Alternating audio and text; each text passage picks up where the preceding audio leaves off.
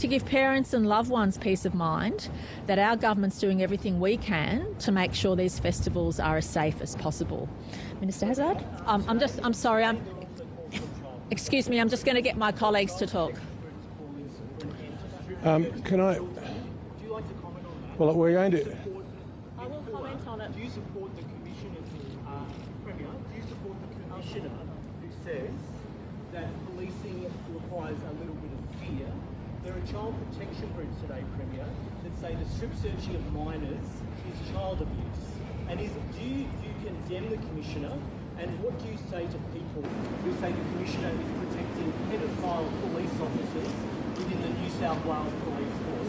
When will you stop the strip searching of children by New South Wales Police, Premier? Look, thank you for your question. What normally happens in these events is that I ask my colleagues to comment. I'd like you to be educated by you, Premier. I'd like you to answer the question. I'm sorry, I don't know who you are, but can I just... Julian Evans from Focus News. Right. I'd like you to answer the question. Certainly. Abuse of children within New South Wales and the strip searching of children, including 300 schoolboys, over the last 12 months. When will you end the strip searching of children by your New South Wales Police Force, Premier? Thank you. I will answer that question after I've asked my colleagues to comment on the press conference. Thank you. Do you refuse Thank you very much. And can I just say, excuse me, it's a press conference, and actually we do what we're doing, and you're most welcome to ask questions in due course, but just allow us to make our presentations first as we usually do.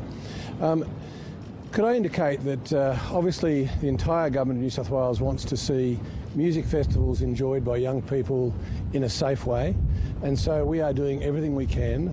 Certainly all aspects of government are working very hard with the industry to try and ensure that the approaches that are taken across the board ensure that young people can enjoy this fantastic time of the year, the festival of music festivals effectively, and to, at the same time, they make sure they are safe. So we have taken on board and will continue to take on board all of the discussions and suggestions that are made to make music festivals as safe as possible. From the health perspective, we continue to work with the industry, and there's been a very large group of health specialists working with the industry to ensure that in every way possible we can try and make sure that these young people who are going to enjoy the festivals do it safely. Obviously the coroner's recommendations have also been considered, and changes are being made, as the Premier's just indicated, that will reflect some of those recommendations, although most of the recommendations that the coroner's made, health has actually been working on with the industry. We have actually now released updated guidelines for the industry, and that's important. The coroner made the point that when you do have a particular incident that arises, a critical incident, it's preferable that everybody reviews exactly what happened in that circumstance and there be constant modification of the guidelines. So that's certainly something that the Chief Medical Officer and Health are doing. I'm very satisfied that the industry is working extremely well now with the government, and I believe that we are making the music festivals a lot safer. I would say this though, as Health Minister, I appreciate that young people do things that perhaps they wouldn't when they're older, but they do need to understand that just one pill, MDMA, can actually kill. It may not kill you on the first occasion, but it could kill you on another occasion. It may not kill your friend, but it could kill you. So the message to young people is, we appreciate you wanting to enjoy the music festivals, but please be cautious, please be careful. With that, I'll pass over to the Police Minister for his comments from the police perspective. Thanks, Brad. Amnesty bins give an opportunity for people that have made a bad decision, turn it into a good decision. Our job as a government is to provide every opportunity for young people enjoying themselves to take drugs out of their mouth. And these amnesty bins will do that. They will make good a bad decision. I'm thrilled that so many sides of this particular debate have come together and have provided some guidance and advice and are working collaboratively to ensure that over the course of this particular music season, we will have every opportunity for an amnesty bin to be available. And like the Premier, like the Minister for Health, like the Chief Medical Officer and like the Commissioner, my message is clear. You should be aware that every pill, every drug that you use could be a fatal dose. And so the police will leave you alone if you've decided that you have made a bad decision and that you want to make sure that you don't expose yourself to that sort of dangerous behaviour. Yeah, good morning. New South Wales Police this year has been working closely with the Department of Health, and the amnesty bins is another really positive step forward for us. New South Wales Police led the initiative of issuing tickets to young people at music festivals to ensure they don't have to go into the justice system. But for mine, we know young people are often peer pressured into taking drugs, particularly on that first time. And if it is the case that they are nervous about police interaction, then they've got this wonderful opportunity to throw the pills away safely, knowing that they can still go into the event and have a great time. There's certainly been much talk about strip searches this year, and I welcome that debate, and we're certainly not hiding from that debate. Working closely with the oversight in relation to that, I'm looking forward to the oversight handing down their report. I'm personally overseeing a review into strip searches and that of young people, even though that number from across a state of 8 million people is only a couple of hundred. I need to make sure that young people and the safeguards that are there for them are being used by police on every occasion. Now, there's been evidence where that hasn't happened, and again, I'm taking that matter. I couldn't take it more seriously in that I am personally leading a review into that activity. And again, we will work closely with oversight.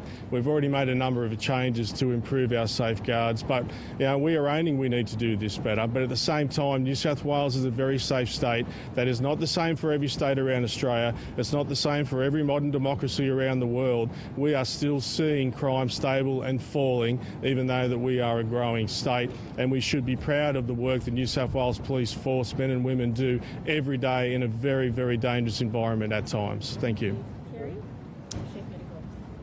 Thank you very much. I'd just also like to indicate that, as the Minister has said, the music festival guidelines have been updated. That is a living document and it's acknowledged by the coroner as an important one. I'd like to acknowledge the contribution of the event medical providers and the industry itself in having a lot of feedback and input into those guidelines, and I think they represent best practice. And I want to just thank everyone for their contribution. The particular changes to those guidelines is ensuring that we've got strong critical care presence where there's likely to be concurrent drug and alcohol related presentations. And as we saw in the coronial report, for those young people, it is important that we have excellent critical care to ensure that there is a positive outcome. Despite the best critical care, though, we are not in a position to save all young people's lives. But those improvements will actually make music festivals safer. We've also been very much focused and working with our partners to ensure that we've also got the harm reduction messages going. And whilst I totally agree that a single pill can kill, there's also an important message out there that multiple pills and mixing pills, particularly with the types of pills that work along the same pathway, can really potentially magnify risk. So I would really caution young people around multiple pills and particularly mixing those pills. Thank you. Questions?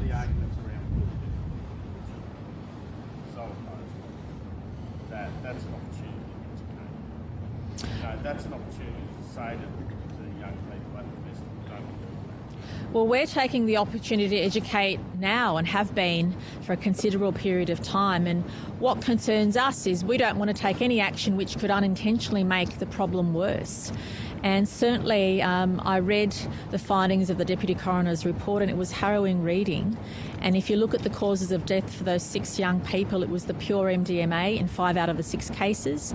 And in the 6th case, it was a combination of cocaine and MDMA. So we know that had pill testing been in place, none of those lives would have been saved because it was the pure MDMA which killed those young people. And that's why as a government, we'll always do what we feel is in the best interest of keeping young people safe, not just young people, but anyone attending those music festivals safe.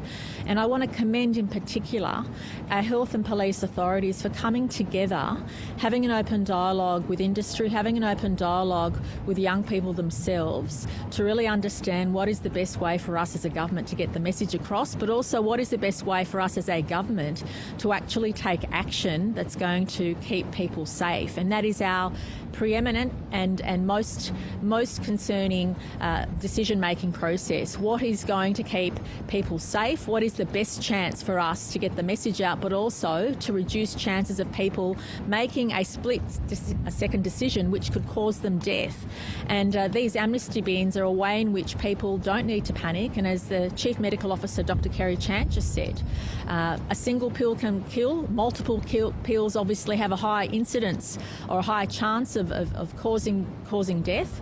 And if these amnesty bins prove to be successful, well then obviously we've done our part in increasing safety. And just to stress that because we do have a sense of urgency about us, these bins we intend to introduce from the 28th of December, so between Christmas and New Year's. So the teams have already been working on how to roll that out, but it's not something we want to wait for. And as I said, normally it takes governments around 6 months to respond to a deputy coroner or a coroner's report, but given the issues raised, given the season that's upon us, and given the work we've been doing already to keep festivals safe, we thought it very important for as a government to consider all the recommendations and to make any changes possible.